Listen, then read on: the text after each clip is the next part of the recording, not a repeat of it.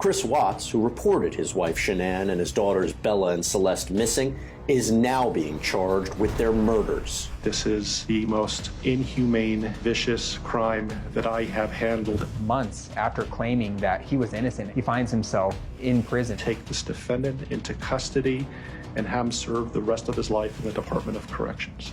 He will never come out of prison alive. Even though Chris pled guilty to all charges, he never officially confessed to killing his children. And it haunted the investigators that they never knew what happened. If you're not being truthful about who took their lives, I just want the truth. We thought we would never hear from him again, but it was actually only just beginning. This is my flesh and blood. This is like what I wanted all my life.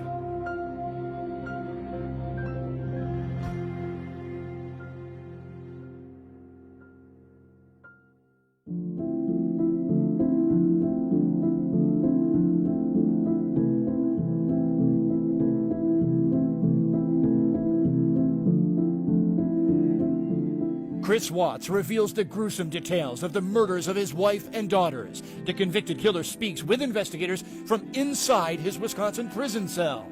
After being sentenced, Chris was taken to prison to Waupun, Wisconsin, where he's now at the Dodge Correctional Facility. Investigators from Frederick Police Department and CBI flew to Wisconsin and tried to extract another confession from him.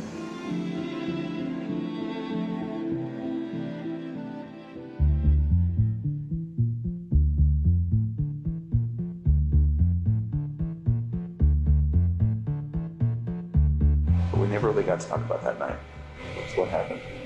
It was, me and Shanann, she got home like at 2 o'clock. I felt her get in the bed, and I kind of feel her kind of stirring around a little bit.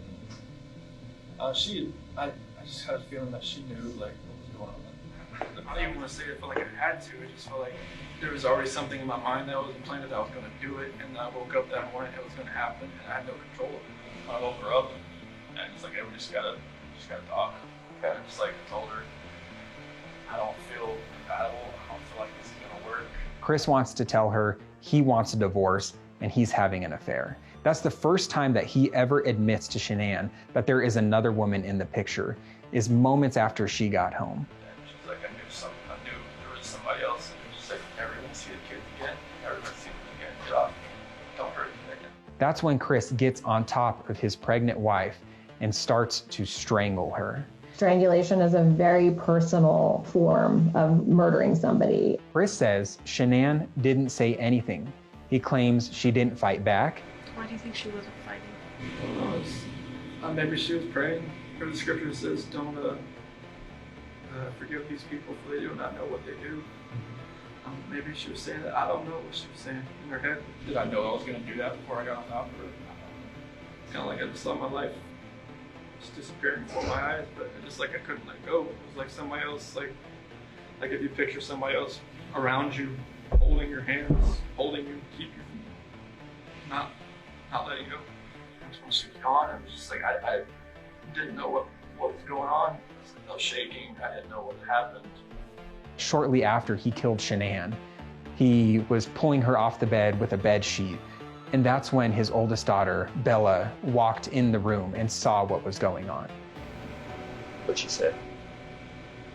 Wrong. He wrapped up Shanann's body. He took her downstairs to the garage. Tempted to pick her up and take her down, but I lost the grip after a little while. I started to pull. Did Bella see you do that? What was Bella saying? She started crying a little bit. She's like, what's wrong, Mom? And what did you say that time? She doesn't feel good. She's a smart girl. She didn't know what was going on there. Mm-hmm. Bella watched him as he dragged his wife's body down the staircase to his truck. He loads Shanann's body into the back of his truck, and then his 2 daughters alive. And honestly, I try to picture that whole ride, it's 45 minutes to an hour ride out there. And it's just couldn't I have saved my girl's life? Couldn't I have done something? Why did I do that? I don't know. All right. This is my flesh and blood. This is what I wanted all my life, was to be a dad, just to have, kids, and they love me, all that, and it just nothing made sense. He admits to taking them out to Survey 319. He proceeded to dig a shallow grave for Shanann and cover her back up. He then returns to his vehicle with his 2 daughters, and then he grabs Cece's favorite blanket and smothers her. Is that the same thing that happened to me, Cece? Bella was fully aware of what just happened.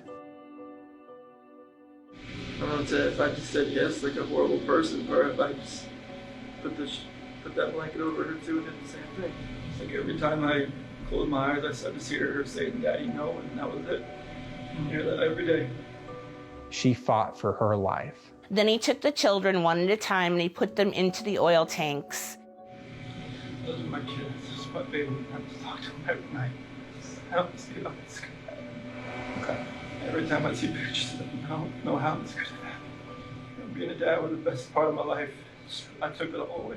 The details were so intricate and involved so much reality in them that I don't think he could make that up. Because Chris first blamed Shanann for these murders, there are people who still think that he's sitting in prison as an innocent man.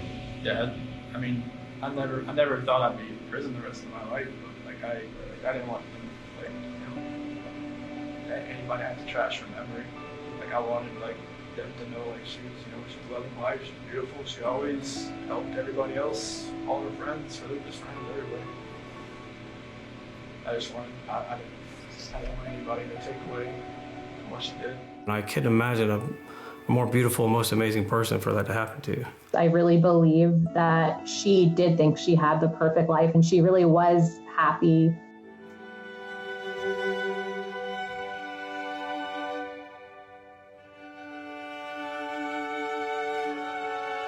You go through the denial and you go through the why and the how and the nothing makes sense. How do you have closure when you don't understand it? We really need to get better as a society about honing our relational skills and learning how to deal with conflict, to deal with stress, to not brush problems under the rug where they get so big and so overwhelming that you can't come back from them.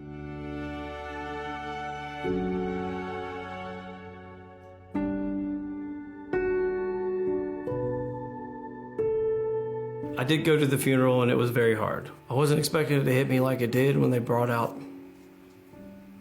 3 caskets, and I couldn't believe it happened. You're not supposed to bury your children and certainly not your grandchildren.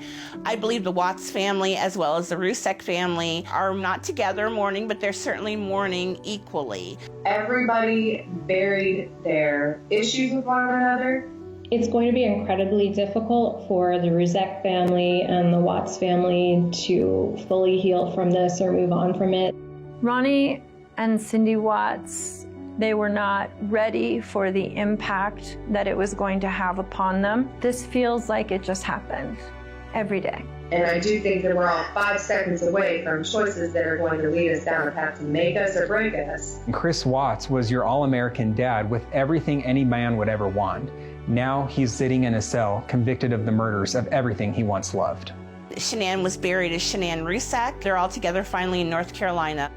There's a lot of trauma that went through this case. There's a lot of tears that were shed. This case is a good example of how the process is designed to heal, but in order for that opportunity to exist, you have to respect the process.